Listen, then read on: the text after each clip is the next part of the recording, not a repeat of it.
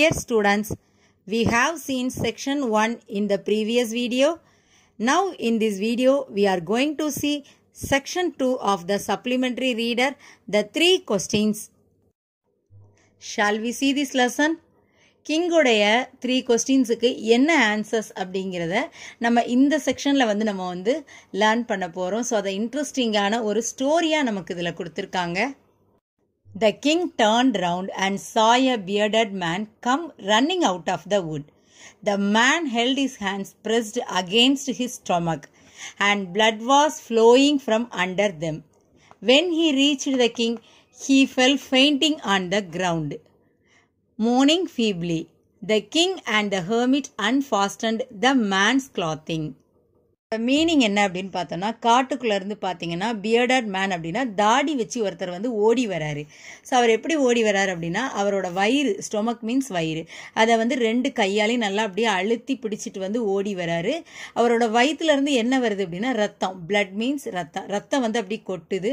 So அவர் என்ன பண்றாருன்னா, king கிட்ட வந்த உடனேயே ஃபெயிண்டிங் அப்படின்னா மயங்கிடுறாரு. மயங்கி என்ன பண்றாருன்னா விழுந்துடுறாரு. ஸோ அந்த டைம் என்ன பண்றாங்க அப்படின்னா, அந்த கிங்கும் ஹெர்மிட்டும் அவரோட க்ளோத்தை ரிமூவ் பண்றாங்க. அவர் போட்டிருக்க அந்த ட்ரெஸ்ஸை ரிமூவ் பண்றாங்க. There was a large wound in his stomach. The king washed it as best he could and bandaged it with his handkerchief and with a towel the hermit had. But the blood would not stop flowing, and the king again and again removed the bandage soaked with warm blood and washed and rebandaged the wound. Large wound அப்படின்னா ஒரு பெரிய காயம் அவரோட வயிற்றுல இருந்தது. So அதனால தான் அதுல இருந்து பிளட் அவர் மயங்கி விழுந்திருக்கிறாரு. ஸோ அந்த பிளட் பார்த்தீங்கன்னா ஸ்டாப் ஆகாம வந்துட்டே இருக்குது. ஸோ அந்த ஹெர்மிட் கிட்ட ஒரு டவல் இருக்குது, அதே மாதிரி கிங்கி கிட்ட ஒரு கர்ச்சீஃப் இருக்கு. அதை யூஸ் பண்ணி அந்த காயத்தை சுத்தி அவங்க என்ன பண்றாங்கன்னா கட்டு போடுறாங்க. ஆனா கூட பிளட் வார்ம் பிளட் அதுல வந்துகிட்டே இருக்குது. ஸோ அதை திருப்பி அவங்க என்ன பண்றாங்கன்னா கட்டு போட்டுக்கிட்டே இருக்கிறாங்க. When at last the blood ceased flowing, ceased means stopped. So blood இப்ப stop ஆயிடுச்சு. The man revived and asked for something to drink. Revived means அவருக்கு நினைவு திரும்பிடுச்சு, குடிக்கிறதுக்கு ஏதாவது வேணும்னு சொல்றாரு. The king brought fresh water and gave it to him. So king என்ன பண்றாரு, அவருக்கு வாட்டர் கொடுக்கறாரு. Meanwhile the sun had set and it had become cool.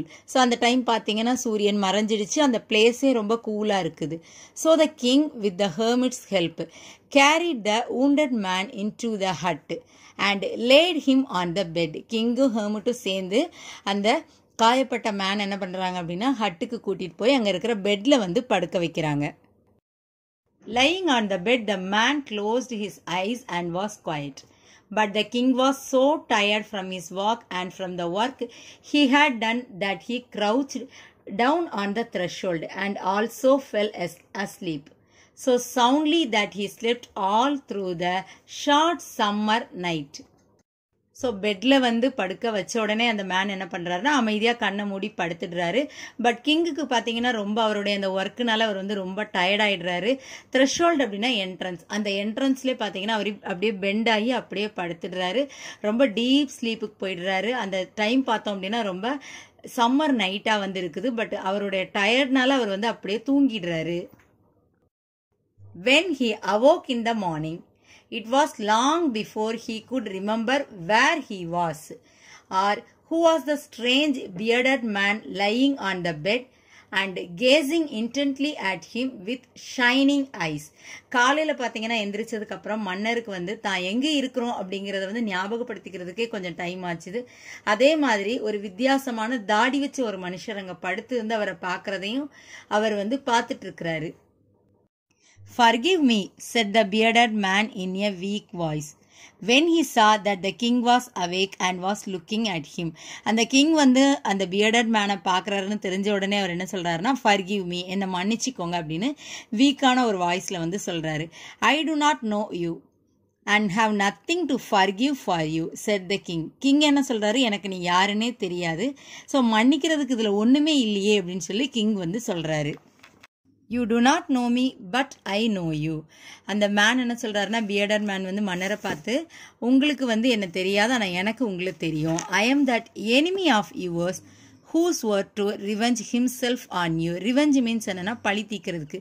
என்ன சொல்றாரு, நான் உங்களுடைய எதிரி, உங்களை வந்து பழி தீக்கிறதுக்காக வந்திருக்கிறேன். Because you executed his brother and seized his property. ஏன்னா என்னோட பிரதரை வந்து நீங்க கொன்னுட்டு அவருடைய ப்ராப்பர்ட்டியை வந்து எடுத்துக்கிட்டீங்க. I knew you had gone alone to see the hermit. நீங்கள் வந்து ஹெர்மிட்டை பார்க்குறதுக்கு நீங்கள் மட்டும்தான் வந்திருக்கீங்கன்னு எனக்கு தெரியும். And I resolved to kill you on your way back. என்ன சொல்கிறாங்க அப்படின்னா, நீங்கள் திரும்பி வரும்போது உங்களை வந்து நான் வந்து கொல்லணும் அப்படின்னு சொல்லி இருந்தேன். But the day passed and you did not return. ஒரு நாள் ஆயிடுச்சு, நீங்கள் வந்து திரும்பி வரவே இல்லை. So I came out from my ambush to find you and came upon your bodyguard, and they recognized me and wounded me. I escaped from them, but should have bled to death had you not dressed my wound. I wished to kill you, and you have saved my life. Now if I live, and if you wish it, I will serve you as your most faithful slave, and will bid my sons do the same. Forgive me. ஒரு டே ஃபுல்லாக ஆகி நீங்கள் வராததுனால நான் வந்து அந்த மறைஞ்சிருந்த இடத்துலேருந்து நான் வெளியில் வரும்போது உங்களுடைய பாடி கார்ட்ஸு அவங்க என்ன பண்ணாங்க, என்னை வந்து பார்த்து என்னை காயப்படுத்திட்டாங்க. ஸோ அவங்ககிட்ட நான் நிறைய தப்பிச்சு ஓடி வந்தால் கூட என்னுடைய காயத்துலேருந்து வந்து நிறைய ரத்தம் வந்தது. அதை வந்து நீங்கள் அதுலேருந்து என்னை காப்பாற்றலைன்னா இந்நேரம் நான் வந்து இருந்திருக்கவே மாட்டேன். நீங்கள் வந்து என்னுடைய லைஃப்பை வந்து சேவ் பண்ணி கொடுத்துருக்கீங்க, பாதுகாத்து கொடுத்துருக்கீங்கன்னு சொல்கிறாரு. நீங்கள் இஷ்டப்பட்டா நான் வந்து காலத்துக்கும் பார்த்தீங்கன்னா உங்களுக்கு ரொம்ப மோஸ்ட் ஃபெய்த்ஃபுல் ஸ்லேவ் அப்படின்னா உங்களுக்கு ஒரு நல்ல ஒரு அடிமையாகவே நான் இருப்பேன். அதே மாதிரி என்னுடைய மகன்களையும் நான் இருக்க சொல்லுவேன், என்னை மன்னிச்சிருங்க அப்படின்னு சொல்லி சொல்கிறாரு. The king was very glad to have made peace with his enemy so easily and to have gained him for a friend. கிங்குக்கு ரொம்ப ஹாப்பியாக இருக்குது, ஏன்னா எனிமியை கூட ரொம்ப ஈஸியாக வந்து அவர் வந்து ஃப்ரெண்டாக வந்து சம்பாதிச்சிருக்கிறாரு.